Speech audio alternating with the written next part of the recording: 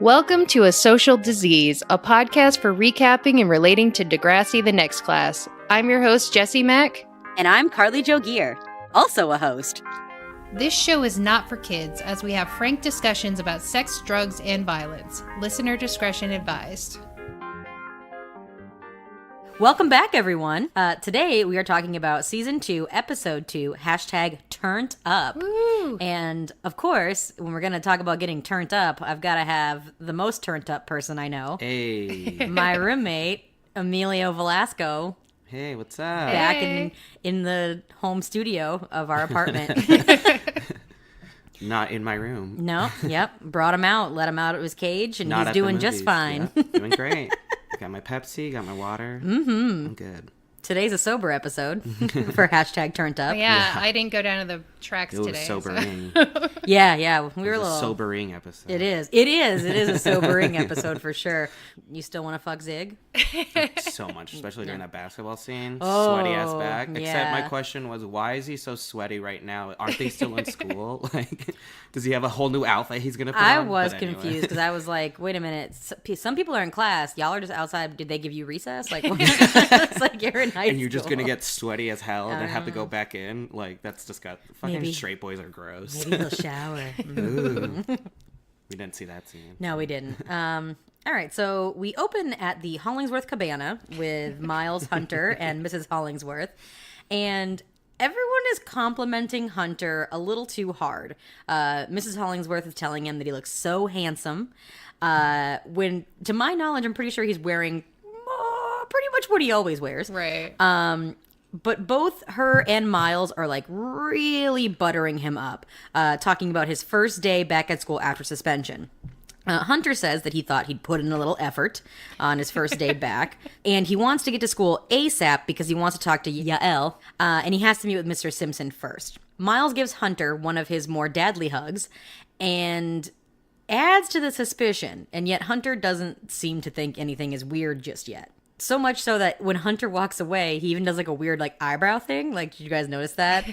Like after they hug, he like walks towards the camera and he's kind of like, I don't know, eyebrows. I don't know how to describe it for our listeners at home. Hopefully they like, watch still it. Got it? I don't know. Like, yeah, he was like, yeah. Got broke from my hug, hug from my brother.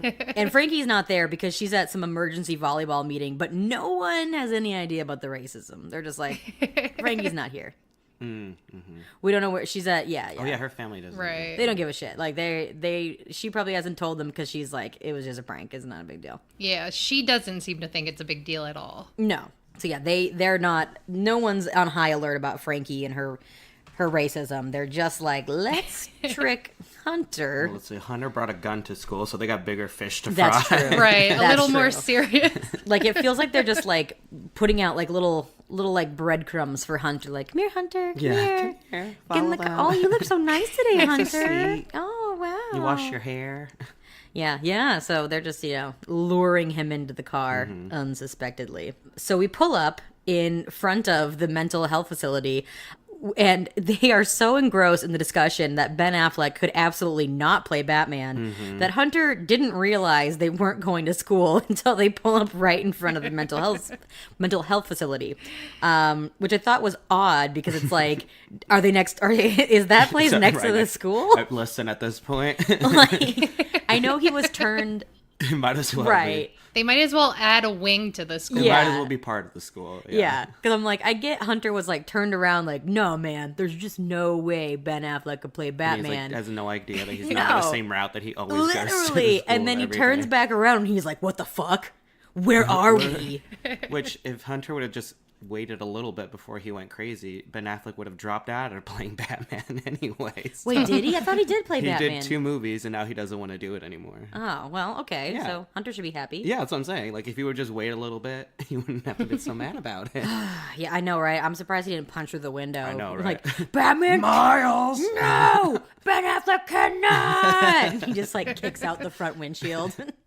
That would have been wild. That would have been accurate. So anyways, Hunter is super pissed that he's being put on a psychiatric hold because he brought a weapon to school. And again, he's mad because Miles told on him. So next we're in class with Frankie and Shay, and they are discussing how dumb it is that other teams are refusing to play them. And Frankie also wants Shay to justify that she's not racist. That school is called the zoo. We painted them as animals. Which she doesn't recognize is racism and dehumanization. Like, right. Already. They're not called the zoo for no reason. No, Right. exactly. Yeah. It's not. The reason is racism. Yeah. Like, It was very interesting to see. I mean, obviously, we knew Frankie was going to be dumb about and ignorant on racism, Right. but like to see Shay be it too, it's like it kind of shows you like sometimes it feels so far removed, even if it's something that you should be offended by, that you're like, wait, what? Like, right. Yeah, like we talked about that in the last episode, that like I think that Shay has so many white friends that if nobody's discussing it, it might be something that like the whole last episode was feeling irritated and annoyed with her friends, but she like couldn't exactly place why. Yeah, exactly. Like she knew she was she knew something was wrong, but she Right. couldn't quite figure out what it was they were doing that was pissing her off. So yeah, there's definitely more of that in this episode. Shay is talking about how both she and Frankie, as her co-captain, can explain that they are not racist to the other captain of Northern Tech, while Frankie is telling Shay what Shay needs to say to them.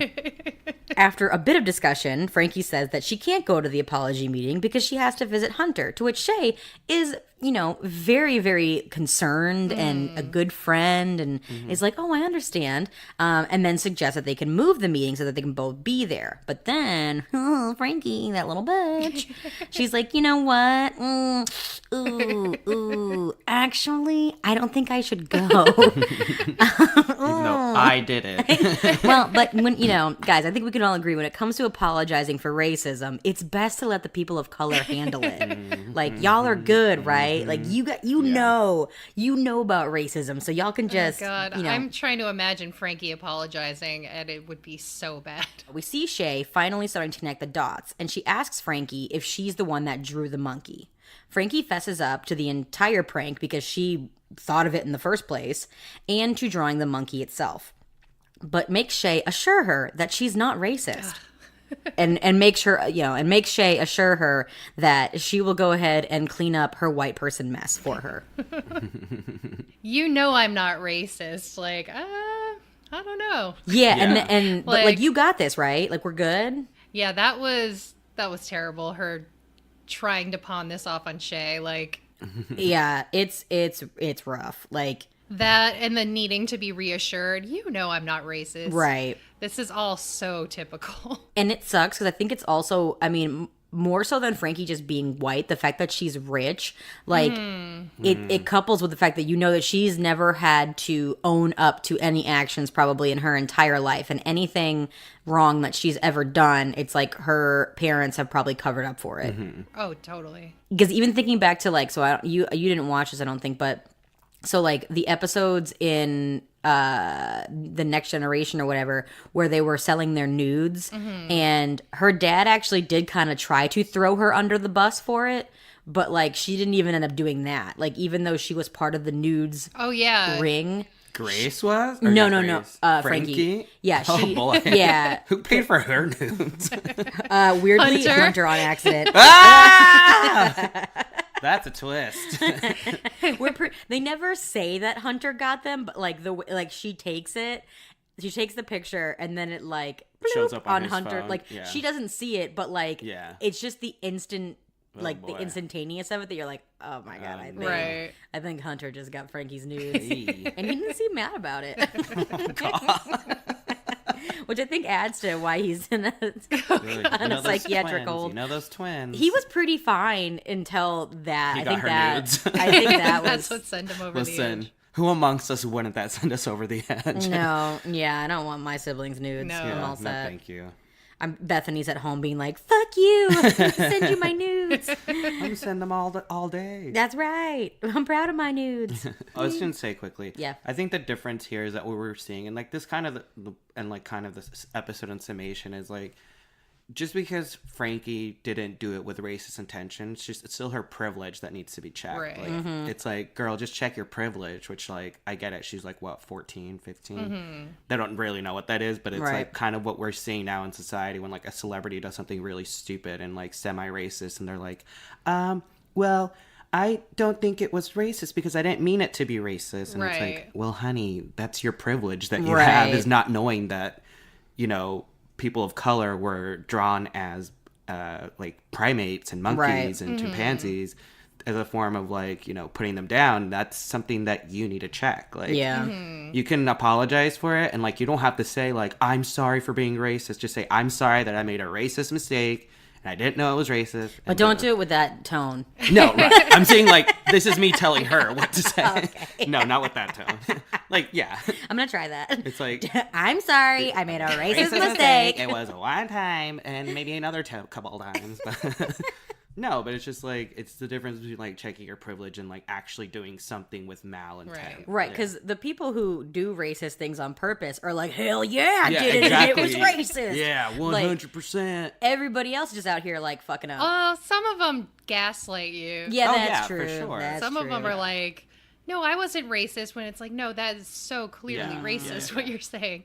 And then they say they aren't, and it's this total thing to gaslight you into, like, just shutting up and accepting their racism. Exactly. But yeah, later on they kind of touch on impact versus intent. Oh, yeah. And, like, how you don't have to intend something to hurt somebody. Right. Like if I was just casually walking down the street and I stepped on your foot, and you were like, oh, what the fuck? You stepped on my foot. Right. I wouldn't be like, are you calling me violent? I would never step on someone's foot.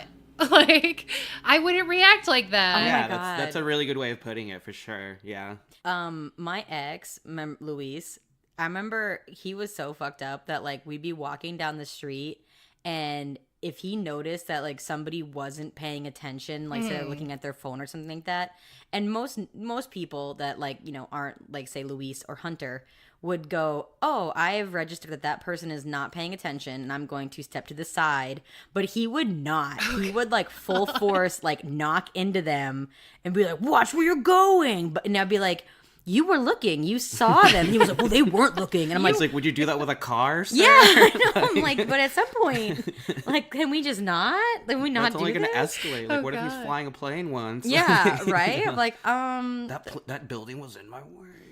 No, starting to register unhealthy behavior. But that's apparently, like, a common thing in men, though, to, like, not move when they see you coming. And there's, like, a bunch of women who are like, I just stopped moving. And we slam into each other. Oh, I know. I am the queen of, like, look, if you're going to man spread, like, I'm definitely going to comfortably woman spread because, like, our thighs can touch all day long, honey. Right. Doesn't bother me. I took a lot of acting classes. I do that, too. Like, if it's the only seat left and someone's, like, sitting with their thighs open, I'm like, first of all, you're about to close them because I'm a guy anyway. And so I'll, like, go to take off my backpack and sit in that seat, and they're immediately, their legs, like, close. Like, even just, like, an inch or two, and then I'm like, yeah. Like, what are you, gay? And he's like, uh-huh. He's like, I'll show you a man spread. Reminds me of ham spread. All right. My favorite New Hampshire food, a delicacy, ham salad, aka ham spread. You know. That's what I'm gonna call it when when you woman open spread. your legs. I'm like, here comes the ham spread. Oh boy, I'm done. Roast beef debris is everywhere. Oh, Jesus. Charlie. That's just a couple of my nicknames. Roast beef debris. Those are my wrestling move names. Yeah. Ham spread and roast beef debris. Ham spread and roast beef debris. So now we're in front of the school, and Maya is talking to Tiny and Grace, whose name I sadly couldn't remember when I was taking notes. I don't know if you noticed this, Jesse. I've read them, but I was like, let's see, Maya, Zig, Tiny, and Sick Girl. Why can't I remember her name? Fuck, it's Grace. Like, damn it. Fuck. Like, I just, you know. She has cystic fibrosis, right? Yeah, she does. She has CF, and I couldn't remember her name for the life of me. Anyways, so Maya's chatting with Tiny and Grace about some girl who's being really rude. I wanted to know who they were talking about. I wrote Heather Sinclair. Oh, I bet they were talking about Heather Sinclair, that bitch. And she's still in school. Yeah, she's she still is. at that school talking shit. She's like a mysterious janitor that's just in the background of the scenes, and she's like, Talking shit, spreading lies. that's it. Zig approached and greets her by calling her beautiful and hugging her and giving Maya a kiss on the cheek. Tiny asks if they're back together. Grace asks if she fell through some time-space continuum. Maya says she'll talk to them about it later. Ouch. Yes. She then tells Zig that she wishes that he hadn't told everybody they were back together, which confuses Zig, because even though it was never established that they were, he thought they were. But either way, they decide that they will talk about it later that night. Oh, Zig. I know. My little sweet Zigmund. His so government entitled name. to his Maya. I know. That's his government name? Zygmunt, I know. Oh, boy. I'm rethinking Yep. everything. Oh, you don't want to give birth to Zygmunt Jr.? Eey. Yeah. Oh, I mean, poor Zig. He just...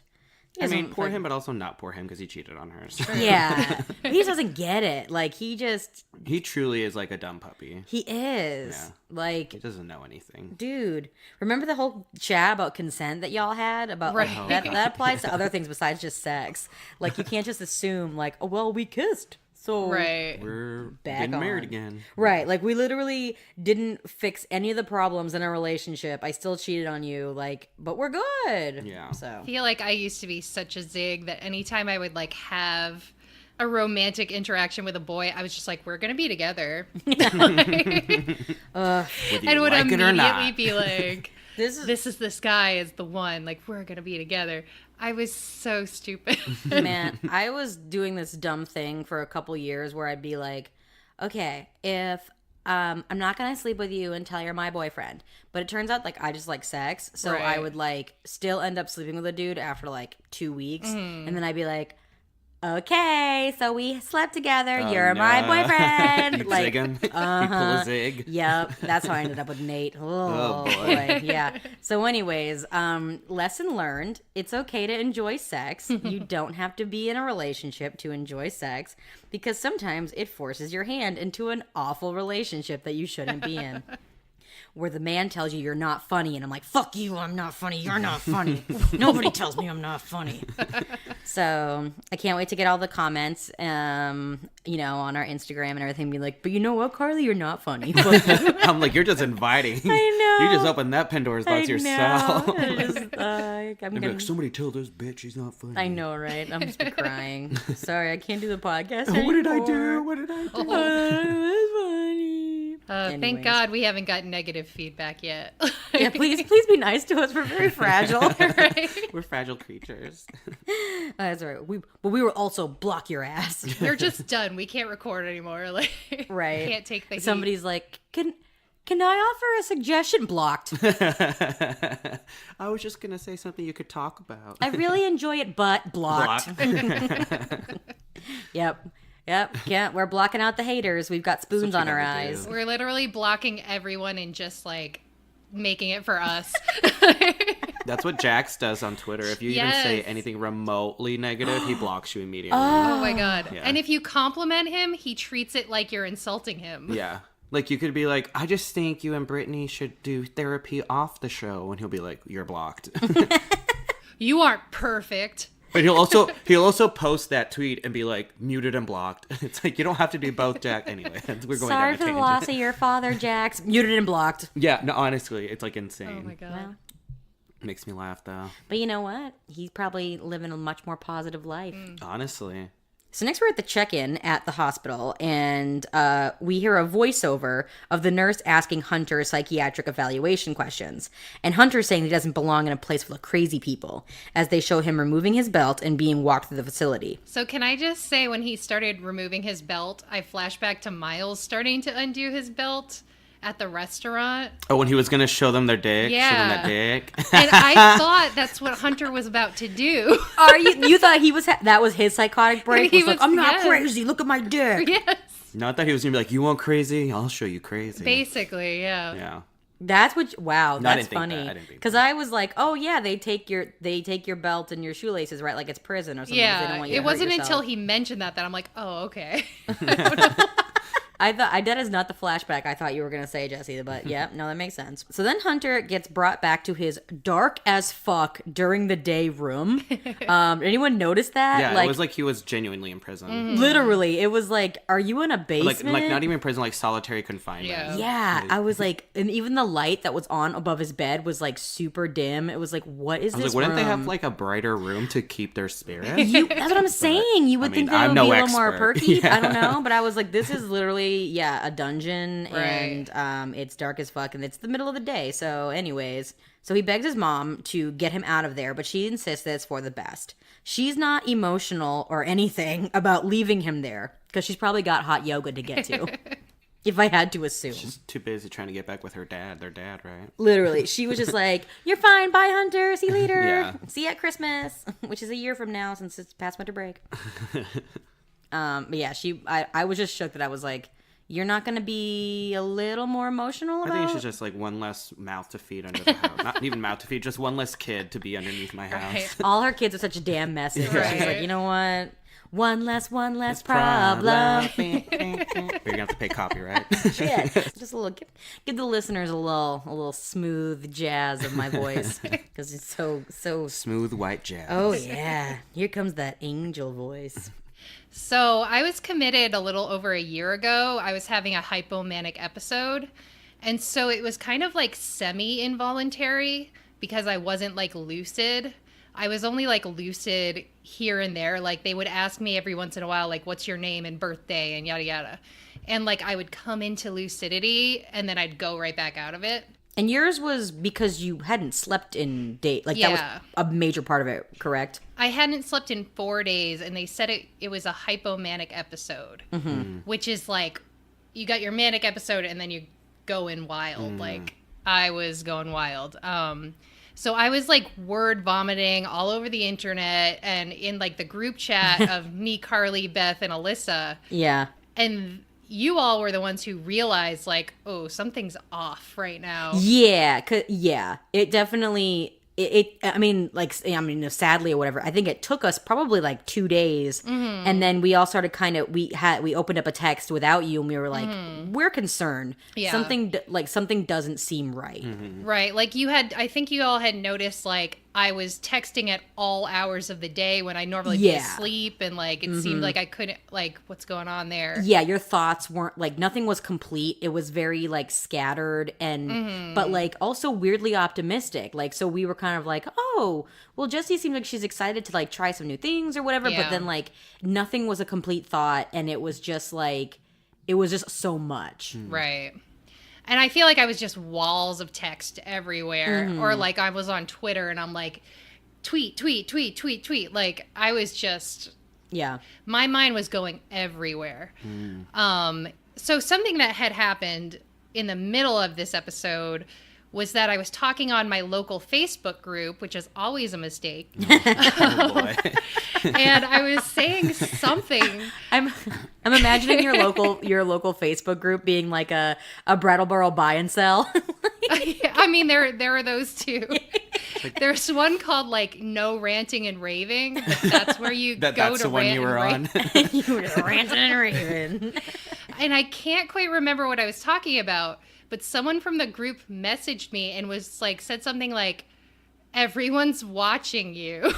Oh my God. No. Like to see what I was going to say or something like that, because I would clearly put all my opinions on that place. Like, and so he said something along the lines of people are watching you. And I was like, oh shit. And because I wasn't with it, my mind immediately went to like, everyone in town is actually watching me. Like literally. Big Brother type of. Yes. Yeah.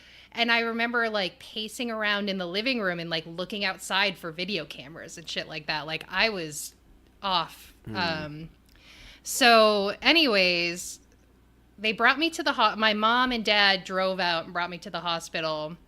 And I was just like mostly out of it. They were trying to get me to just go to sleep on my own, but I couldn't. My mind was like going off into weird little worlds. And I thought, like, at one point I thought if I fell asleep, like, the world was going to end or, like, a bunch of people were going to die. I was also, like, at times just, like, thinking I was this terrible person and, like, accusing myself of all this stuff that wasn't real. Yeah, because that was something that you were texting a lot, was like you were apologizing to us for things, and we were like, you didn't do anything. Like, it was very like, I'm sorry you basically was like, I'm sorry that I use you guys as like a means to vent, and we were like, we all do that. Like, there's that's no the point need. of a That's group text. like there's you do not need to apologize for anything. Like, you're good, but like that was we could definitely sense your paranoia because you were apologizing. Literally, like, exact opposite of Hunter. You weren't pushing anybody or like threatening murder. You were like, I'm so sorry, and we're like, you're good. For what? Yeah. You were like, everyone's fine. Eventually, at the hospital, they had me in this room by myself, and I start just singing and screaming out like quotes from movies. Like, this was a fun time. I enjoyed this. Wait, are you gonna tell the part where it's like, you want a scene? I'll give you a scene. Are you? Oh God, I don't remember really that. You'll have to remind me of that. I'll have to, anyways, go ahead. So I was convinced that I was like on some game show. Oh, yeah. And I just needed to like yell out the right phrase or sing the right song, and then they'd let me out. So I was just singing and screaming. Like, I went into the dining room with all the other patients at one point, and I sit in front of this guy and I bang on the table and I go, Charlie, you can never go back, from fucking All Dogs Go to Heaven. I was like, I don't know that one, but I do know that one. I was just like... I'm just imagining you being like, Rocky loves Emily. Like, that's a jam. I wouldn't be surprised. Love Three Ninjas. Right? Like, random shit from our childhood. But so they were like shout outs to people. Like, I would think of somebody and I would shout them out like I was on TV. I would be like, this one's for you. It was foretold by the gyromancy. That's I think you had told a story about, like, because you felt, I don't know, one of like the outbursts, I think, I swear you said this, that you had one of the outbursts or whatever that you had was that like you said, you thought you were on a game show. You said you were sitting on a chair and that you screamed out like, you want a show? I'll give you a show. And like threw yourself out of the chair and onto the floor. No, yes. boy. Like, did you? Okay, is that something that happens? I swear you said something along those lines. Yeah, at one point, I was in my head, I was telling myself, you're such a faker. You're faking this. You're just acting like a damsel in distress. And so I just start going like, oh, and like falling to the ground. Oh, boy. And the nurses were like picking me up, and I must have said something like that at that point. Yeah. At that point, I was technically acting. Like, I mean, I gotta say, Jesse, all these things that you say you did are kind of things that we all do as a family when we get together, like you and Bethany. I mean, just shout out random quotes from movies. I don't know. It sounds like us. So like, I feel like right. As much as we were worried about you, I feel like if we'd been in the facility with you, we'd have been like, God. this is great. Jesse's hilarious. Part of me, and there were definitely like cameras in some places, so I was like, oh, that's the camera, that's the hidden camera or whatever. There like, it is. And I was like imagining hidden cameras everywhere. It was ridiculous. At one point, and it was pump day. All right. What is pump day? Oh, Vanderpump Rules was on that day. And did you know, like, were you coherent enough that you were like, I'm knew. missing Vanderpump Rules? I knew it, and it played part in my delusion. At some point, I thought they were going to bring out the cast and surprise me. Listen, if those people are going to show up anywhere, it should be there. Yeah, right. I'm like, Lord knows that James could use a break. Throw James right up, throw Lala right in there, throw them all right on in there. They could all use a little breather and some therapy. There were so many different like stages of this thing, and I just wasn't lucid until they finally gave me medicine to put me to sleep, quote unquote. And they kept trying to get me to sign a form so that they could do that. And I thought they were saying they were going to kill me. Like, right. put you to sleep. Yeah. I thought I had this wild idea that they were experimenting with assisted suicide. And I was like, I'm not capable of making that decision right now. Like, my social justice stuff kicked in. And I'm like, I can't sign that. I'm not like coherent enough. I don't consent. But so eventually they actually had to give me medication to put me to sleep because I could not fall asleep. I tried for hours and hours. I tried at home for days. I tried at my mom's house for like a couple hours. When they brought me to the hospital, I was trying in different beds. Couldn't fall asleep. So yeah, forced me to sleep, quote unquote. And so the next day I woke up and it was like night and day. I was back to normal as you can be. Right. It was like you reset your brain. Yeah. And everybody was like, couldn't believe the difference. Like, and then I She's snapped not out of always it like so that. quick. Yeah. Well, yes, she is, but just in a more contained manner. Right. On purpose. Exactly. You can never go home, Charlie. Oh boy. And so then, yeah, being in there, like, it was scary, and it was something that, like, since childhood, I, like, knew was going to happen. Because my grandmother had been committed. Mm-hmm. And my grandmother on my mom's side. Right. And it was something I always had in my head, like, I don't want that to happen to me. And then it did. And it, like, wasn't so bad. I think the worst part of it was the fact that some people had boundary issues, and I'm not someone who really stands up for myself very well, so I just sit there and like tolerate their boundary violations.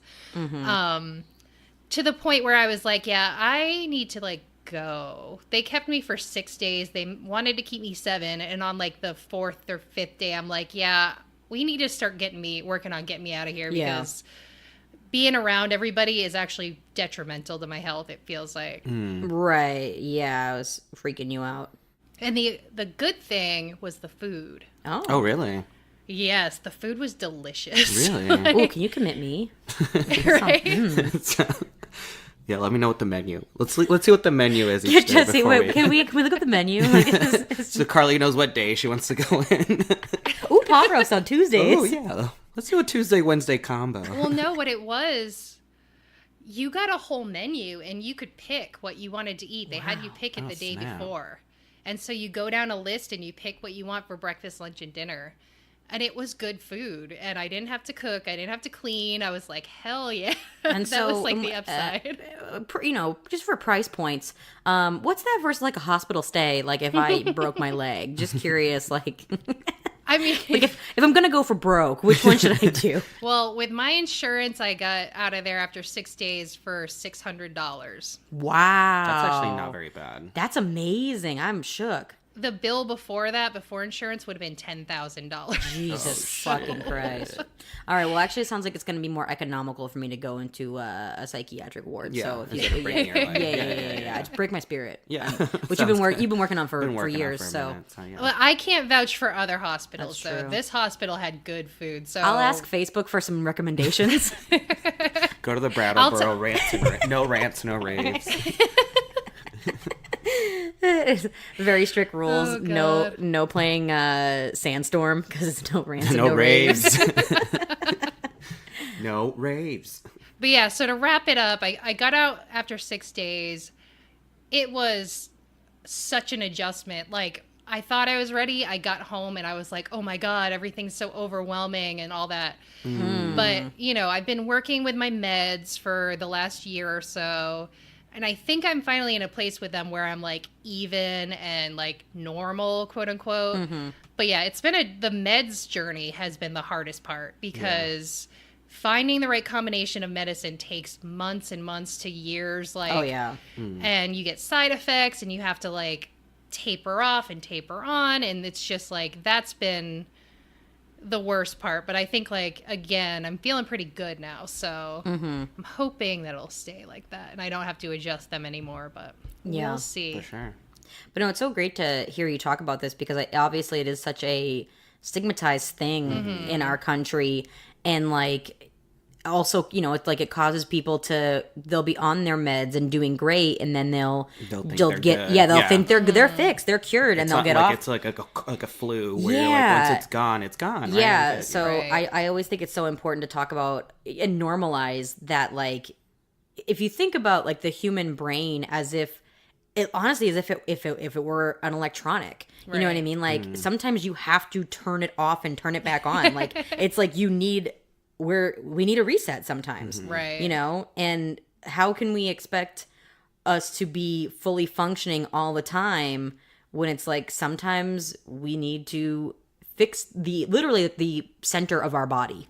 You know, it's like obviously the heart is the one that pumps the blood to everything, but the brain tells the heart to heart to pump the blood. And the brain is an organ just like any other organ, which Yeah. can get sick. And Exactly. But people have this weird idea that like you're in control of your brain, and I'm like, no, not all the time. Like Nope.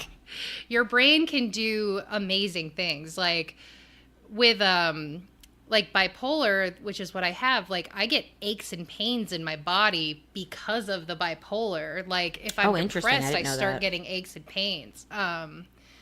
So yeah, I mean, the effect of mental illness on the brain is like people just oversimplify it. They're, you know, as we saw earlier today yeah.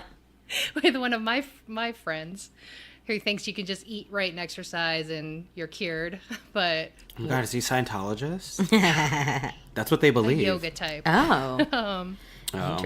Jesse, maybe you just need to try hot yoga. You said you never tried it before. I'll sweat out the bipolar. I was going to say, I mean, like, as far as, like, the rest of the Hollingsworth goes, Mrs. Hollingsworth seems like she's pretty happy. She's pretty good. She hasn't displayed any kind of, like, after her husband cheated on her and all that. Like, Yeah, she's I'm thinking Pretty chill.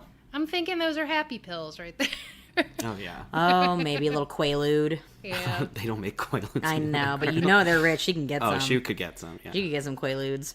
Do you ever think about what it must have been like to have been a housewife in the 1950s and just been, like, Out of your mind. drunk and high all the fucking time because you were low-key depressed and they were like, here you go, Right. have some absinthe. And you're like, woohoo! You're like, I'm just feeling pretty down, and, you know, they're like, girl, I got you. Got cocaine? Let me give you this pill that'll take down a horse. You have kids?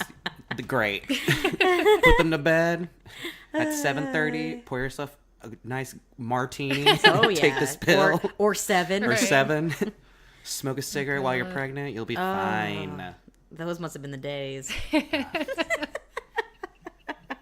Sure, your husband cheated on you and hit you a little bit. And you but, stuck at home with 10 children. but you were lit the whole time. And you had to wear, like, the most insane undergarments in the entire Hashtag world. turned up. That's the episode. That's yeah. the episode. Which I have no idea how that relates to the episode. Yeah, these episodes on the next class always throw me for a loop by what they're called. The next one makes... I don't think I wrote it down. The next one is like check your privilege or something like that. Oh, So yeah. that one Oh, makes that sense. one But makes That's sense. fine. But like this one, I'm like, yeah, turned up. not how I would describe it. Who is Yeah. turned up here? Yeah.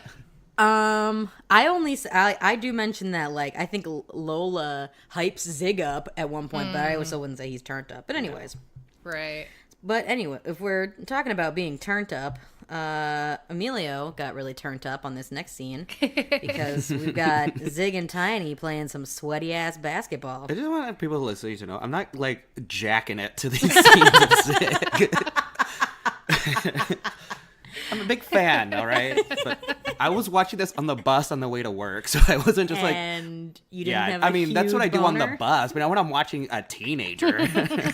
I mean, like, there's plenty of people that masturbate on the bus. Yeah, but I'm doing that on my own accord, not watching a show about teenagers. It's just the man who's man spread next to you. Yeah, So you can exactly. assert dominance in the Exactly. situation. No, but yeah, I watched this on the bus to work, so I wasn't like heavy breathing and panting. Oh, yeah. Oh yeah. Ooh, yeah, I'm gonna get you Dribble laid that up. ball, Zig. Yeah. Except I'm pretty sure it was traveling through this whole game. I thought the same thing. They didn't dribble that ball He once. dribbled, it was literally just once. I Yeah. know. I was like, wow, just the one time. Okay. Okay. I think he did definitely a double dribbled for sure. He traveled or whatever. So as they're playing basketball, Zig continues to express the incorrect notions to Tiny as Tiny tries to bring him down to earth, which is weird because I feel like usually Tiny is like, Yeah. But, yeah, like just fuck her. Like, you He know? was very voice of reason in this He was, episode. yeah. yeah. super He voice of gave reason in out this like episode. terrible sex advice like a while ago. Yeah, but like apparently now that he's with Lola, he yeah. like even though his girlfriend's kind of a monster, he love is Lola. very down to earth. And Zig is saying things like she agreed to go out with me, and Tiny's like, no, she agreed to talk to you. But Zig wants to use the opportunity to treat her to a nice dinner with a Groupon that he got. Yes, he did. So I actually Which I was like, that's more realistic because they are teenagers. No, Like, okay. yeah. So this is the funny thing is I want to talk. I have a good story about Groupon and dating. So you remember James? That I'm talking to Emilio. Was James, he a man of Indian? Indian, Yeah. yes. So this guy, it was so funny because whenever we go on a date, like he would be like, "Would you like to go to this restaurant?" And I'd be like, "Oh, sure. Like I'm always down to try a new place." And he'd be like, "Great, because I bought a Groupon." And he would just like scroll through Groupon, and he would pick new places to try based on the Groupon. Which I mean, thrifty. hey. I'm a practical gal. Like, he had a good job. He paid for the meals. Like, I'm not complaining. I'm happy to go. I don't care if you have a Groupon. I'm not judging you. Yeah. But so, what was particularly funny was this one time we went to this Mexican restaurant, and the deal was like, you got, I think, an appetizer, a margarita, and like you could pick any 2 entrees. So we get there, and he notices that like one of the entrees is like $5 more expensive than the other entrees. So he's like, well, I'm gonna check, but like he's like, can I get this one? And the waitress is like, yep, any entree. And I'm like, oh, okay, great. So I want to get like the chilaquiles, but they're vegetarian for some reason. And it was like, add chicken for $3. Now, even me adding chicken for $3 was still gonna be less than his entree. Oh, geez. So I'm like, oh, can I get chicken on the chilaquiles? And the woman's like, oh, you can, but we are gonna, charge you that extra $3. And so this guy, he makes this joke, and he's like, well, I'm not paying for that. And the waitress walks away, and I go, well, I guess you're not getting anal tonight. And when I tell you that, he like literally spit out his drink because he was like, excuse me, like I was gonna get anal, and I was like, not anymore. He's like, throw that chicken on there. Throw that chicken on I'll there. pay that $3. Give her the $3 chicken. She can have an extra margarita. All the chicken you got up there. I'll buy her an extra entree. Yeah. So, anyways, no, funny. I didn't give up my behymen to. For some chicken. No, not for No. some chicken. It's worth more than $3. It's I worth know. more, yeah. I know. Like sometimes I wonder about the kind of impression that I leave on men from other countries about what it is that American white women are willing to do. Oh yeah. So and the more things that Zig says throughout this scene is he says, you think she's gonna dump me? And it's like, you guys aren't together. Like, Yeah, what do she you already mean? did dump you. She did dump you. Like, what are you talking about, Zig? Anyways, and Tiny continues to be the voice of reason, reminding Zig that he did cheat, and that saying maybe it shouldn't be this hard if it was going to work out. Also, you're only 16, so you're probably not going to marry Maya. And that blew Zig's mind. It did. He was like, The wait, little what? dumb puppy face was like, what? Oh? I'm not gonna marry her? I thought I just, okay. No, you're gonna marry me, Zigmund. I wish they would turn gay for each other. Zig and Tiny. Yeah. That'd be a love That'd be story. cute, That'd be yeah. that'd be a cute love story. Like I feel like they could make it work, but yeah. Zig just being dumb, but showing out with that Groupon. And that sweaty back. He wants to get Maya. Sweaty back. Oh, yeah. He's bringing sweaty back. Okay. That he did. Mission accomplished. So next we're at the hospital again. I call them the Hollingsworth brood. Frankie and Miles are trying to make small talk with Hunter as he eyes some keys that a nurse weirdly left on the counter. That was weird. Yeah. Hunter asks to borrow Miles' hoodie, to which Miles isn't sure if he's allowed to give him that, bud. Like he calls him bud. I don't know if I can do that, bud. I wish if my son Total would call dad. me Bud. I know. But But the fuck out of here. right. But then Hunter insists that it's his fault that he's in this hellmouth to That begin was with. And the wild. fact that he, like, I'm telling y'all, I watch with the subtitles, he called the hospital a hellmouth. No, he did. And then he said, you're going to let me freeze here, too? Yep. It's Such a like, guilt trip. so Yeah. I love it when he puts, like, okay, because of what Hunter is constantly wearing, the moment he put on Miles' Color, yeah. sweatshirt, I was like, gay? Yeah, he looked Look, completely like a different character. He looked did. like Frankie, kind of. I know, I was like, we wear this pink-ass sweatshirt. But like, why did he need the hoodie I have no idea. to Because disguise Obi- himself? Like, No. See, what I thought he was going to do is I saw him look at the keys, and I've seen this episode before, but I already forgot. I already didn't know what was going to happen. But I thought he was going to, like, pretend to trip or something. Yeah. Like, do something to distract people, and then, like, slip the Yes. key in the hoodie. Right. Yeah, And like then, and then use that, and then, like, slyly walk out. Right. I'm That like, that's would've what made I would sense. do as someone who regularly likes to scam things. That's what I would have done. But no, doesn't even zip up the hood. He just throws that hood on and books. And puts the hood up as if would they think like, where'd he go? That's not a patient. Yeah. He's got a sweatshirt on. It's got little danglies on it. But he's also sprinting away. We took away his shoelaces and his belt. Can't get He far. can't have that sweatshirt with the danglies on it. Well, like a hoodie is like trying to be like inconspicuous. Is that the right word for it? Yeah. But it's like hot pink or something. Yeah. Like, It was And he put strange. the hood up. Like, Yeah. that looked extra suspicious. he's drawing Could've way more easily been attention. like, Frankie, let me borrow your skirt. That'll help me get these I'm gonna keys. cause him. He should have been like, "Yeah, you guys want a show? I'll give you a show." Oh, And man. then been like, do you want to die? He's gone into karaoke, I think, again. Oh boy. But yeah, so super not suspicious at all. Hood up, grabs the keys and fucking books it. And then he makes it to this final exit door that I don't know if this was like a psych ward thing or what, because it said that it wouldn't open unless the alarms were sounding. And I thought that was interesting because I was like, oh, in America, it's like, yeah, if you went through it, the alarm would sound. Right. But that door specifically said it would not open unless the alarms were sounding. So I was like, is that a Canada thing? Is that a normal thing in like a psychiatric I think it was a normal facility? thing because if it's like a door to go outside, like as an emergency exit, it would be like, okay, only if the fire alarm is going Yeah. off are you going to be able to get out of this door, because otherwise, if a person, like if he would have gone through it with, and this, like if it would have caused an alarm, like what we're used yeah. to, he still could run outside and like God knows Right. what he'll do out there. So it's like reverse. of I'm that. imagining he'd just make it into like a grassy Oh, he would fenced-in immediately area, fall. like No. and be like, "Where are you going?" There's He can't climb a fence. A little. oh no, twig. no, yeah. Anyways, so we all agree that we're like, "What the fuck are you doing, Hunter?" Like this was a bad plan. As a narrative, we knew he was going to try to escape somehow. Right. Oh, it was obvious. So now we're at Shay's house, and Shay is warmly inviting the captain of Northern Tech, whose name is Kara, as we find out later. Is being very inviting, offering her water, very, very sweet. To which Kara says, "Of course they asked you to talk to me." Mm-hmm. Yeah, she love is. her. She is not here for white nonsense. She Nope. is not. Shay explains that she's one of the captains, but where's the other white co-captain? Shay didn't draw the monkey, and Shay doesn't know, and Shay didn't know about the prank in the first place. So her apology is useless. Northern Tech wants the people responsible to fess up. Shay expresses that it was a joke and that it wasn't a big deal, while the captain of Northern Tech gives examples of stereotype microaggressions that she faces all the time and asks if those are also jokes. And regardless of how the person meant to come off, it hurt, where a lot of people do mean that stuff to be racist. Right. And a lot of people like that hear someone joking and thinks, oh, they feel the same way I do. And it confirms all their biases. Exactly. She also tells Shay that she should be just as upset, if not more upset, because it was her team that did it. Northern Tech wants the person responsible to quit the team because how will things ever change if people aren't held responsible for their actions?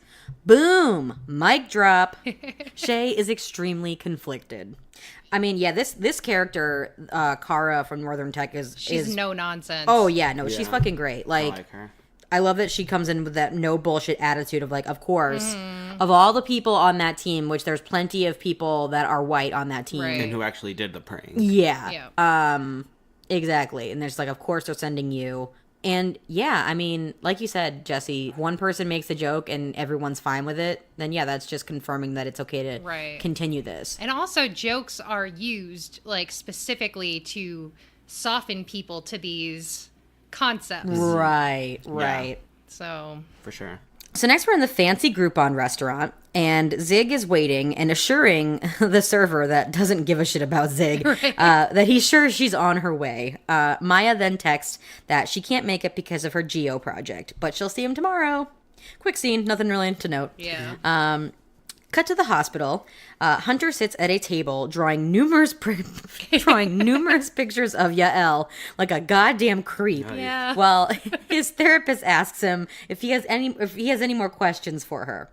I also noted, like, this stupid continuity thing, but he's definitely drawing, like, entirely in marker. Like, that entire thing is, like, her hair is red. Like, it clearly is marker. But there's, like, a red crayon next to the paper. And I just thought it was funny.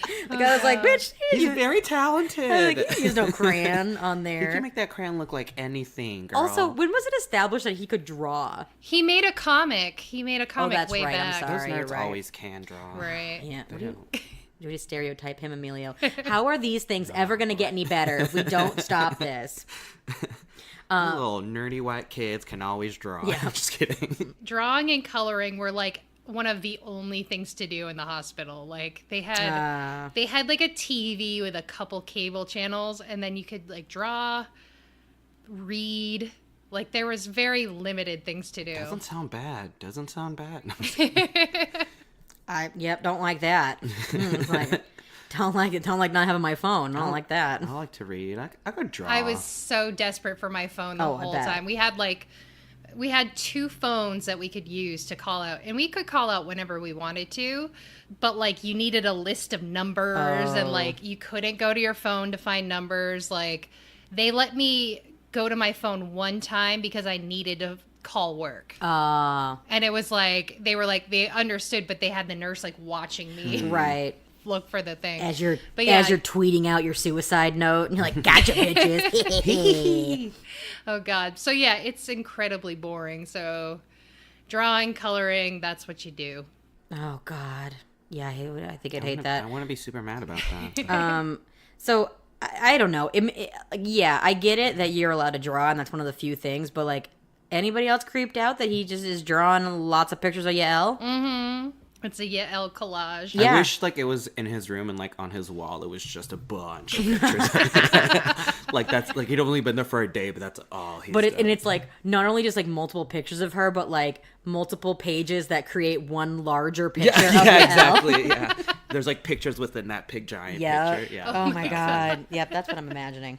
So anyways, Hunter continues to insist that he doesn't belong in a facility while the therapist rattles off a list of aggressive, unhealthy behaviors that he's been exhibiting over the past few weeks. He just wants to know what he has to say in order to get out of there because he has people to talk to. The therapist then takes a stab in the dark that maybe he wants to talk to the girl he's been creepily drawing the picture of. That was funny. I know. I was like, this doctor's got some shade. I'm down. Anyways, she tells him that if he does the work that she is asking him to do, that she can help him talk to her. Which she just handed him like a little workbook, and he's like, "You're giving me homework?" Like, what the fuck else you gonna do, Hunter? Like, Keep drawing. Yep, of pictures of Yael. He's like, "I don't got any porn in here, but I drew these pictures of Yael." I got my sister's nudes. Just the memories of my sister's nudes in my mind. So back to the fancy Groupon restaurant. And now Lola and Tiny are there. Lola is very sensually eating the fancy Groupon meal. Like literally like chewing every bite like individually 26 times and being like, like, oh and yeah. they're she not is, even eating, they're just staring at her. Nope. She literally says, if you ever cheat on me, this is where you're taking I me. know, and I'm like, what was the Groupon? Was it just for one meal? Right. Like, Right. what was this Groupon that she's just there being like, oh yeah, I'm just so good. Sorry you guys couldn't eat. I feel like it was for 2 meals, but Zig was like, I'm too depressed. Yeah, so she was maybe. like, I'll take both. I think she was. She was over there licking her chops, having a Put great them time. both on one plate. So anyway, Zig is devastated that Maya stood him up, while Tiny tries to reassure him that maybe she really did have homework. Lola asks to see the text. Then she lets Zig know, oh no, she totally stood you up. She then continues to drag Maya, and all of womanhood really, by agreeing that it's Maya's fault Zig cheated, since she wasn't texting him back while on a trip with Jonah. She almost calls her a bitch, but then Tiny kicks her before all the little kids out there watching Degrassi hear the B word. So I was like, what? Okay.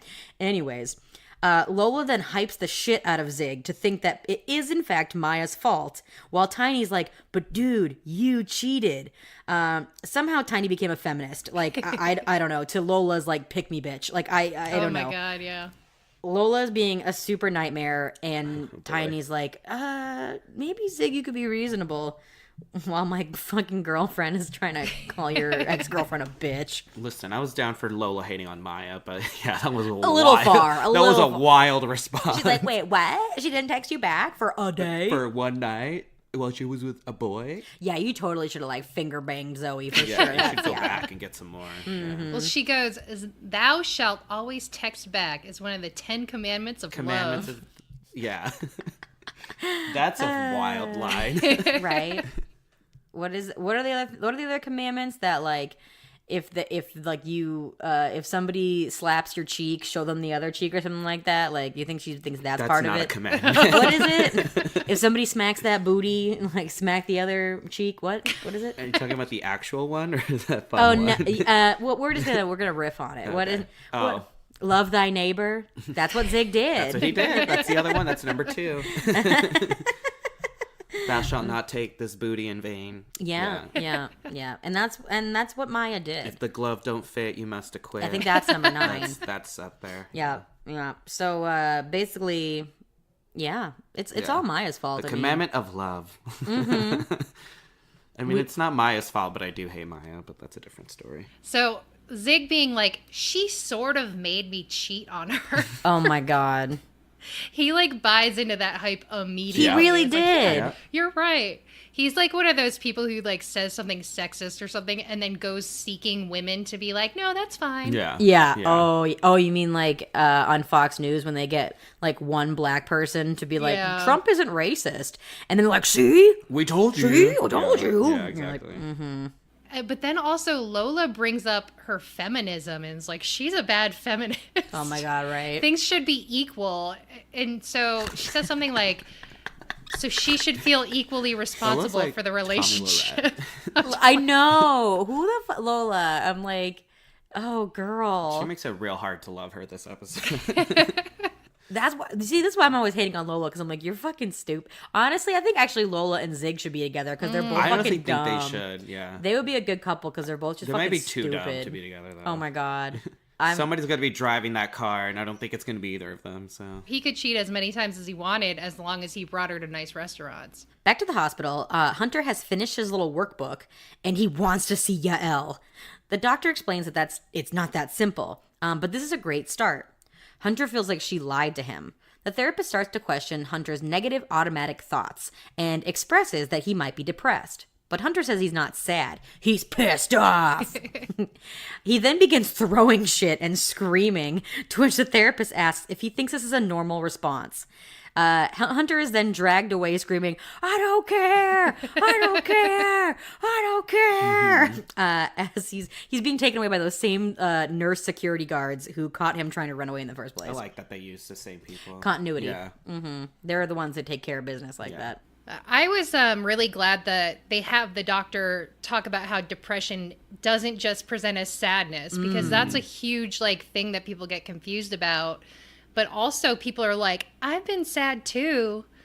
Like, they don't understand, A, that it's chronic, but B, that it manifests in different ways. Right. Like, for me, with mania, people think it's all like, you're like psyched and you're running around spending money and you're on top of the world. For me, mania presents as like paranoia. It can manifest as anger and aggression. I think like anger and aggression are one of my big symptoms. Because, there will be times I just can't deal with anything. Everything, feels like it's coming down around me and, pisses me off so much that I get so angry. And, with medication and therapy, I've noticed that anger subsiding a little bit and me not having a much longer fuse now. Yeah. For Emilio and I, mania presents itself as wrestling. WrestleMania 35. Good one. Yeah. Slam. We can end the episode here. That was a great joke. So we're back at Shay's house, and Shay is staring at the picture that Frankie drew. Her dad enters, and she asks if the picture is racist. After finding out that the girls they were drawing were black, he says, yes, then I'd say it was racist. Shay says the person who drew it isn't racist, but everyone's making a big deal out of it, so are they actually racist? Her dad goes on to explain the implications of comparing black people to monkeys went back to slavery, justifying that if they were seen more like monkeys than human, then they didn't deserve rights. He also expresses that the person who drew it was most likely ignorant because people who haven't experienced racism have a hard time understanding it and recognizing it. But Shay shouldn't feel obligated to take this all on herself. However, if she wants to stand up for herself, he'd be proud of her. I wanted to say that Shay's parents are like super ass backwards about teenage dating. But her dad did a great job of explaining racism. I was like, I hope there's like little kids out there watching this who are like, what? Although I did want to say that I'm like, he did a great job of explaining it, but apparently he'd never explained it to Shay before up until that point. I mean, well, that's what I was saying. Is like, it's interesting that they did that they chose Shay to take this on because she's like, is she a person of color? Like, yeah, is she black? Yeah, but like, that doesn't mean that every black person has experienced racism. You know, you can't, you know, or at least that they know, like, that they've noticed or that they've like heard slurred. Not every person's getting slurs like thrown at them and things like that. But she might have never, like, her parents may have never been in a situation where they've been like, okay, we need to explain something to her that she doesn't understand. Yeah, well, because I think back to like one of the first episodes where we see Shay interacting with Tiny, and she makes the comment that Tiny's smart, and Tiny's like, why is that surprising? Because I'm black, right? Yeah. And Shay is like super thrown by that, and I think that kind of does show that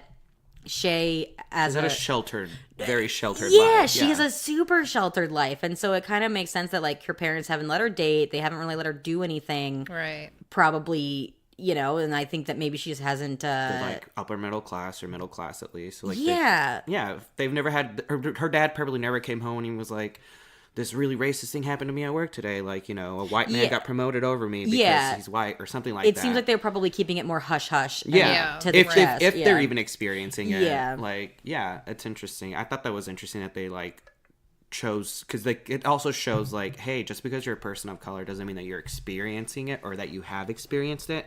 And it shows that when you see it, you might not recognize it until somebody shows it to you and explains to you why it is. Yeah. Right. Understanding microaggressions is such a different animal than like understanding like people just using slurs or being obvious about it.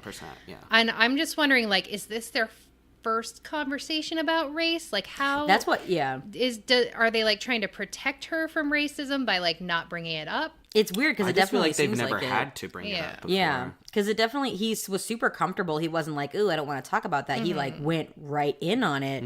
But it definitely is like, oh, y'all have never had this conversation before, period, point blank. So, I mean, I'm wondering if they've had other conversations, but this was just like something that Shay overlooked and never heard of. Or if, they're just not talking about it at all.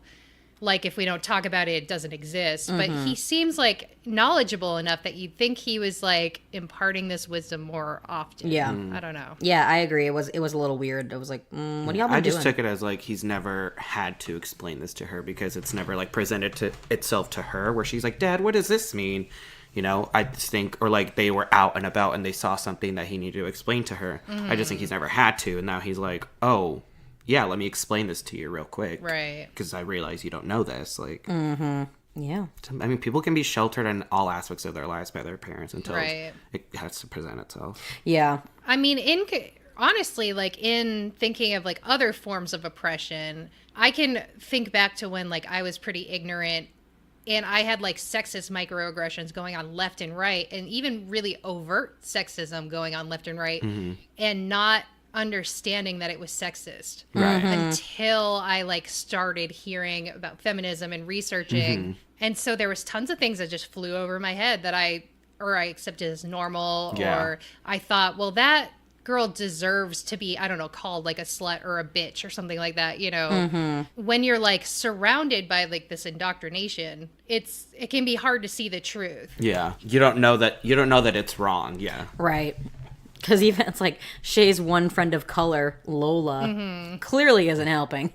It's like, She's not doing great. No. She's not doing great this episode. Okay, she had a bad episode, all right? I know. It's like half the time I feel like Lola is exhibiting more fucking white privilege than anyone in the entire class. Like, Lola, what are you doing? Listen, as a pale Latinx person, I relate. Sometimes I forget. Oh, good. We had a conversation last week because I couldn't remember. She's Argentinian. That makes her Latinx, right? Yeah. Okay. Because I think I referred to as Hispanic, but that's not correct. It's Hispanic. Hispanic is Spanish-speaking country. Okay. Oh, okay. So any country that speaks Spanish is a Hispanic country, or you're a Hispanic person. Okay, so you're not. When I get mad is when people are like, "You're Spanish, right?" I'm like, "No, being Spanish means that you're from Spain, like 100%." Latin America is anything that's Mexico and below. So like Colombians don't speak Spanish. Yes, they do. Okay, no wait. What am I thinking of? Brazilians, because they speak Portuguese. So they would a lot of them. They would be understand Latinx. it very well Because they're similar. They're not. Yeah, It's not super different. But no, they speak Portuguese, but they're not a Hispanic country, but they are a Latin. They are country. Latinx. Yeah. Okay. Thank you for clearing that up. Yeah, for sure. Because I fuck it up all the time. Trust me. We're at Maya's house once again, and she is working on her project that she precariously placed on books for some reason. Like I think that's the thing I note when Zig fucks it up, and I'm like, why did you have it like that? Anyways, honestly, her project looked like a piece of shit. It looked like a piece of shit. It looked like something Maya would do. No, it looked like something I would have done. My fucking poster boards were awful. Really? Oh yeah. Yeah, we talked about that. Yeah, my poster boards when I was a kid, they not only like if I put tape on it, there was always hair under the tape, always. And if I was using a glue stick, it was always like a dirty thumbprint somewhere on the poster. Yeah, like I'd like draw it in marker and then accidentally smudge something. Like and I would always go to school and I'd be like, oh, look at fucking Laura Mayo's poster. Like, you know what? And honestly, though, fucking full well, her mom probably did that project for her. Like if I'm being serious, my poster boards were always done by me, and they looked like shit. But like, I was always jealous of the other kids because I was like, oh man, and it's like, no, their parents probably helped them. Yeah. And my mom was like, I'll help you on this commercial for Who Wants to Be a Millionaire. I'll get back to you. And you're like, nah. I gotta do this now, Mom. I gotta do this now. But the other thing is, I'm like, she didn't lie. She did have to do her homework. She did. No, she was doing he didn't get there. And she was obviously throwing it together. Yeah. Oh, yeah. Because she did it. Yeah. They assigned that to her like a month in advance, and she's like, "Oh, fuck, it's tomorrow." I've been trying to be a pop star. Yep. So anyway, Zig is knocking on her window as per usual. And he comes in super hyped because of Lola and starts blaming Maya immediately for him cheating, all while stepping on her project and breaking it in half. He's trying to fix things, but he's just making it worse. Oh, what a good metaphor that was. Well, I mean, that's what Maya said. I know, but it was about the relationship. No, see, I thought we were complimenting me again. I heard it and I went, I didn't. Please, no, I know. Please, I know you didn't say it. I didn't come up with that. That was all I know.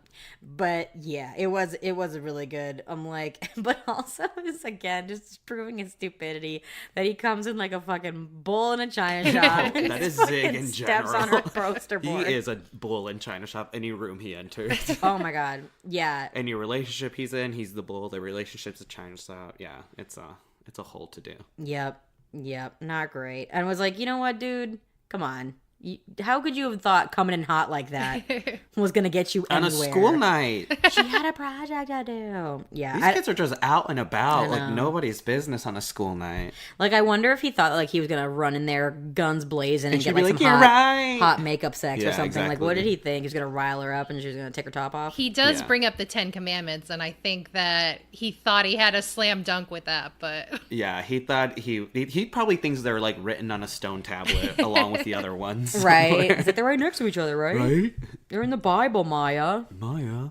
So we're back to the hospital, and Hunter is lying in bed, flashing back to all of these horrible things that he's done to his loved ones. And the next day, he's finally ready to talk to his therapist.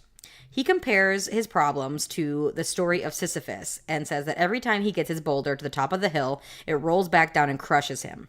The therapist assures him that everyone has their own boulders and that she can help him think of ways to make the boulders smaller and better ways to get the boulder up the hill. With this breakthrough, he's allowed to write a letter to Yael. That was a good scene. That was a good metaphor, too. It was cute. Mm-hmm. I didn't come up with it, but... I was like, you didn't write that episode? I actually wrote Sisyphus. You wrote that entire... I did. You're huge into Greek mythology. I am. I wanted to name the character Syphilis, but when I was already writing, taken. Well, when I was writing it in my phone, it like autocorrected to Sisyphus. I didn't know why, whatever. And I was like, oh, this is fine. That's insane. But I wrote it. Yeah. Mm-hmm. But yeah, I love that all he did was like it was just admitting. Yeah. Admitting that he was in fact angry, and they were like, well, this is great. You can, Hey, it's a step forward. you can talk to your friend that you pushed. And that you're obsessively drawing. Yeah. Right? Honestly, she should have been like, let's focus on that anger a little bit later. What's this Right. obsession you got over here, bro? I think for her safety, I wish we would have seen him like write the letter, hand it to his therapist, and she's like reading it, and then like, oh boy, and then like throwing it in the trash. Like, Hunter, did you masturbate onto this letter? And he's like, uh-huh. just like, she's not getting this letter anytime soon. No. Let's try again, Hunter. Try again. He punches a hole through the letter. He would give this to her. I actually I added a little plaster inside the envelope so that she could know that I punched a wall in her name. Yeah, exactly. Anyways. I wish he would punch a wall at the hospital. That would That's have what been that's what a white kid would do. Well, he knows he's too scrawny to do anything. I know. He broke his mirror because he knew it would be easier to punch a mirror Yeah, than it would yeah. be punch a wall. He would punch the wall and like break his hand. Yeah. I had a friend that did that once. Oy. Me too. Yeah, it was actually the boy that Anna, who was featured on our podcast last season, the boy she lost her virginity to, when she didn't end up liking him back, he punched a wall, and he didn't know it was a part of the wall that had the stud. He accidentally punched the stud, Oof. and he broke his my hand. God. So Yeah. lesson I learned. think my brother has done that before, hurt his hand, punched a hole in the wall. Boys. If you're gonna punch a wall, get a stud finder. Take a breath. Get Use the a stud stud finder. finder. Beep, beep, beep. Got it. Got it. Back to my regularly scheduled anger. What was weird though, I think he always used to punch his door. Oh, well, that's what my brother did. Yeah? He definitely because half of his closet was like a half country western door because he had punched, it was like a saloon because he punched his closet door so many times that the upper half of the door was just gone. Oh my God. And I hope afterwards it was always like every time he opened it, like wah-da-da-da, And it swung. wah-wah-wah. There's God, a I new hope so. sheriff in town. I bet I could have cured his depression if I just made that joke every time he opened his closet. And just threw a tumbleweed through his window. That's how you cure it. Yeah. Anyways, so we're in front of the school again, and Zig waits for Maya with honestly a better looking map than the shit Maya Yes. had walking up. Gorgeous. It was stunning. Like, oh god, what a beautiful poster board, and her just like look fucking glued together. Like, honestly, if I were Maya, I would have been like, you know what, we're not getting married together, but let me get this project. But you owe me this. Yes. You owe Like, me this yeah, much, I'm taking it. Let me take off my little fucking glued on flags, Plaster, whatever and the fuck she I'm was gonna put doing. it on here. But god, that was a gorgeous poster he made. Yeah. Like, compared to her piece of shit. Anyways, What if he's like a geography savant? that's the only way he's smart. Yeah. Like in every other thing, he can't do it right. But geography, he's like, I got this. I hope that it's actually that he like printed out the map, but like he accidentally somehow reversed it, and it was like the Everything's map, but backwards. Everything's backwards, and he fucked it up. And she turns it in, they're like, F. Great presentation, though. Yeah, right. It looks great. Artwork looks great, but it's backwards. Yeah. Anyway, so he apologizes for what he said the night before and for breaking her project. Zig thought they were going to work it out, but Maya admits that things just don't feel the same things just didn't feel the same when they kissed. And while she tells him that it's just too hard to work it out and that she's not ready, she also leaves him dangling with a anything's God. possible. I was like, girl, what are you doing? Maya. Maya, no. No, like you don't want to date him. Just you already told him the hard truths. Is she going to be one of those like, I don't want to date you, but I don't want you to date anybody else types? Like, That's definitely what it seems like. ugh. So at the hospital again, Miles enters, bringing Yael with him. Hunter admits to Yael that he's depressed, and she too is like, "But you're not sad," and that he may have a disorder called oppositional defiant disorder. He also tells her that he's sorry because he was angry and he wanted to hurt her, but that he doesn't want to hurt her or anyone else anymore. Yael isn't afraid of him, but she needs time to think about things. Hunter thanks Miles for everything and gives him a huge hug. They hug a lot. That was like a nod back to the beginning. Yeah, they did hug a lot this episode. I wrote down the symptoms of oppositional defiant disorder because it's kind of uncommon, or at least not talked about that I know of. It says the symptoms are irritable mood, argumentative and defiant behavior, aggression, and vindictiveness that last more than 6 months and cause significant problems at home. That sounds like him. It sounds like just rich white boy. That's what it sounds like. Who got told no. I think Trump has oppositional defiant disorder. For sure he does. Can we look into this? I'm just going to send him a link to this episode. Right, but hey, bro, just check this out. If that ain't rich white boy syndrome, then who got told no. Yeah. That's hit the nail on the head. I wonder if they like maybe the writers or somebody had experience with this or something, and that's why they spun it that way, because it's a very specific disorder for them to just name, as opposed to just picking like bipolar or something. I thought they were just going to be like, I have depression and anger issues. That's what I have. But no, it was so specific. I'm glad that they did. I've never heard of it either. Yeah, I hadn't heard of it. So I believe this falls under a personality disorder, which is different than mental illness. Gotcha. Like borderline personality disorder. Yes. Okay. Like, I mean, my brother, he, self-diagnosed himself with borderline personality disorder. I'm not saying that he doesn't have that, but I think a lot of what his issues are is that our parents never ever disciplined us in any way. And so it's like you see he has such a problem with authority, right? And it's like, I mean I too have a problem with authority, but it's in a completely different way than him. Like I don't lash out. I'm like, you told me no, I'm gonna cry because I just don't know how to deal with it. Like, right. Like once I calm down, I'm like, okay, I'm like I accept it. But yeah, I remember when I was a kid.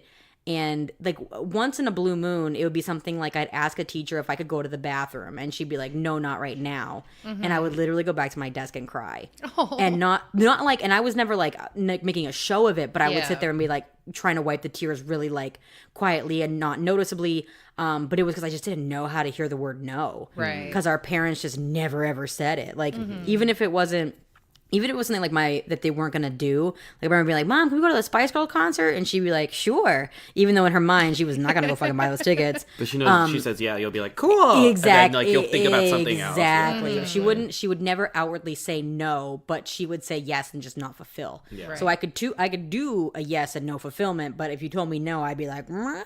Yeah, from jump. Yeah. Yeah. Right. Oh, we're such blessings, the Gear kids. All right, so we are in the gym at volleyball practice, and Frankie and Lola are continuing their misguided views, talking about how what's wrong with being a monkey, because monkeys are cute. And if I was rich, I'd have a monkey. I'd train him to get me snacks. Lola, no. Oh, like a slave, Lola? Oh, God.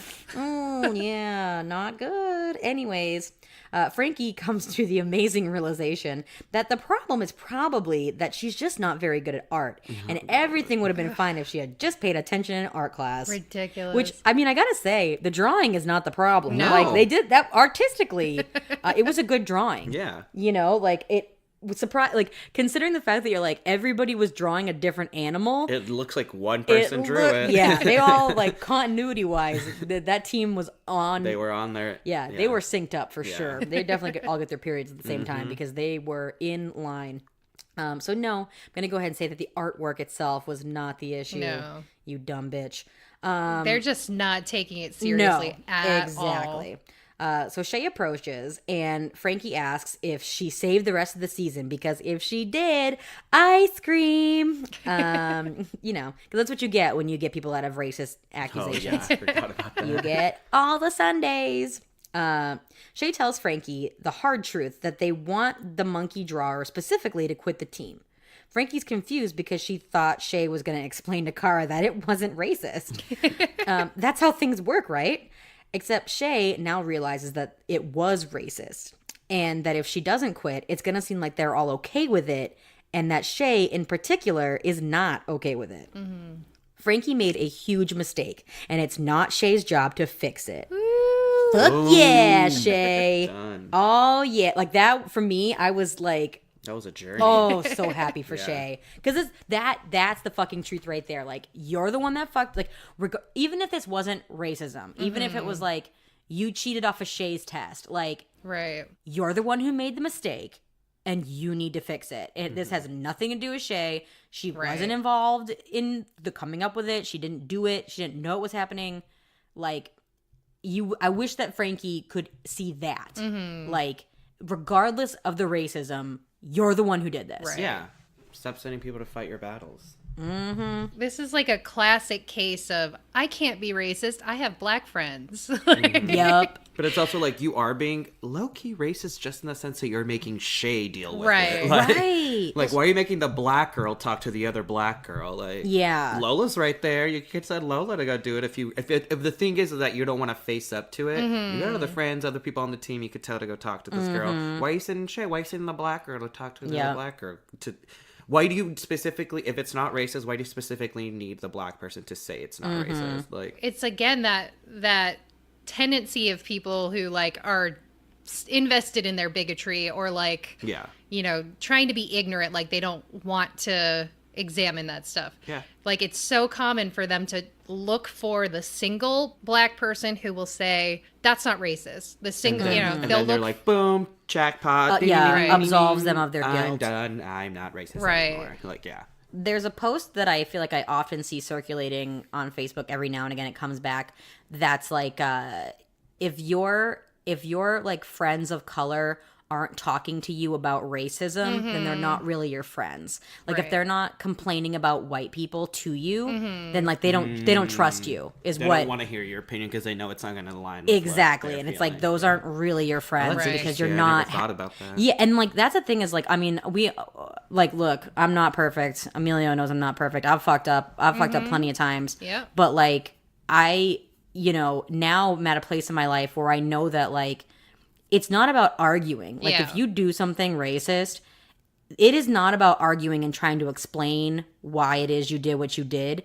It's about shutting up and listening to what the person of color is telling you, so that you can fix it in the future. It's like, it's changing the behavior. It's not explaining away why you did it. It's taking the information and going like, oh no, I fucked up, and I'm gonna try my damnedest to never ever do this again. Right, which is hopefully what happens to Frankie. But. Right. Like, your intent can only go so far. Like, your intent doesn't, sometimes it's like, okay, I get it. You were just ignorant, whatever. But like, when you really hurt somebody, like, the intent is just irrelevant. Like, yeah, it's like if you accidentally hit somebody with your car, you still go to jail for, manslaughter. Like, just because you didn't mean to do it, it doesn't mean that you didn't do it. Right. But like, the other element of like, not talking to your white friends has to do with like safety. Yeah. Because at a like moment's switch, you just go off. Like, you can see people who aren't open to hearing that they've done something like that will just totally go off on them and potentially become dangerous. And it's But that says something. That's saying, like, if your friends, they don't trust you to accept that information, then like clearly they don't trust you as a real friend, because for sure. And also they're looking, again, the safety thing, they could also just be looking out for their own safety when they're around you or your family, whether like, if they feel like this is an unsafe spot for me to talk about this, I'm just not going to say it, then that's totally valid on their end to not say anything, because you have to take care of yourself. Like, and there's also just like, I came out here to have a good time. Yeah. Right. Yeah. Like, you're doing something shitty, but like, I'm going to just ignore it for now so that I can enjoy my night. Yeah, exactly. I've been in that situation. Yeah. So many times. Yeah. Where I'm like, I can't. I don't want to have an argument tonight about politics or racism or da-da-da. Even though I'm deep down, I'm like, you should say something right now. But then it's like, I think like if it affects you personally, that it's not like your responsibility. I feel like it's the responsibility of other people to say something. Yeah. Right. If it affects you, like, you got to go with how you're feeling and how you're reacting and how safe you feel. It's definitely like, it's our responsibility as white people to challenge our own racism. It's not a person of color's job to tell me anything. Right. Yeah. Right. Yeah. That's what I love so much about Shay saying, it's not my job to fix this. Yeah, exactly. Like, and it's like, it's not. And if you don't understand why it's racist, Frankie, it's not up to me to explain it to you. That's something that you need to be listening. Like what you were saying, it's like, just shut up and listen and get on the Google. Exactly. Get on the Google and look that shit up. Google is free. Or it's like, maybe if you would have gone and met with Kara. Is it Kara or Kara? Kara. Kara. If you would have met with Kara, she would have explained to you why she's upset. But you're Yeah, too much of a coward. It's Goldie who's like, wow, that really looks like her. And then you're like, wait, Goldie. What Goldie. the fuck? Goldie, what the fuck? I'm just like, I feel like Goldie would be an intersectional feminist. Like, You would think, like, Yeah. yeah. but I mean, she might not realize it either because it doesn't affect her. no, yeah, she wouldn't know probably Right. the history behind it. Yeah. Yeah, if they were like, we're gonna draw this one as a terrorist, she might be like, hey, Whoa. wait a Yeah. minute. Right. My flags are going off for that one. But yeah, she That's the thing is, like, the point of this is, like, Shay didn't even know that it was a racist thing. Frankie obviously doesn't know either, but if Frankie would have just gone to the meeting or met with the girl who's actually mad about it, instead of sending her black friend to do it, she could learn something. Right. my theme was facing hard truths. Maya doesn't want you back, Zig. Hunter, you need therapy because your actions aren't healthy. Frankie, you did something racist and you have to own that and fix it yourself.